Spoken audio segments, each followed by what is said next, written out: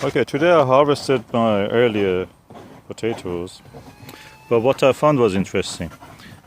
These large, big red potatoes are Sarpo Mira from last year. I picked all of them. The thing is that there were a few marble-sized ones left in the ground, and although I was removing them all the time when they were sprouting, coming out through the soil, some of them anyway survived.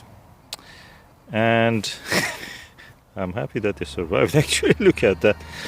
This is amazing, beautiful potato. Look at the average size of them. Really good size. That is a Sarpo Mira I should be.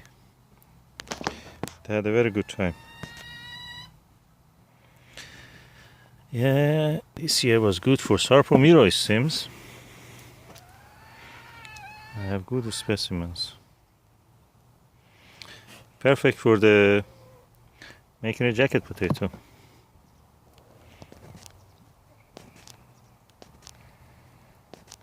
Look at the size. Size of my hand. And this one, the funny shape, geometrical. Yeah. Well done.